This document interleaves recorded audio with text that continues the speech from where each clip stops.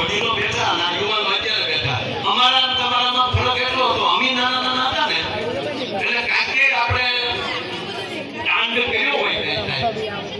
કાંઈક પણ તોફાન કરીને ઘીરે ગયા હોય એટલે જયંતિભાઈ ડેરીમાં પગ મૂકીને બારીમાં લેવા પગ અહીંયા કાંઈક ખાવા બાપા દેવે કાકા દેવે બાપા હું કહેશે બાપા હું કહે કાકા હું કહેશે આપણી દીકરે હવે હું જો ખબર ઈ નહીં કે બાપા એમ કે કાકા હું કહે નાની મોટી વાત નથી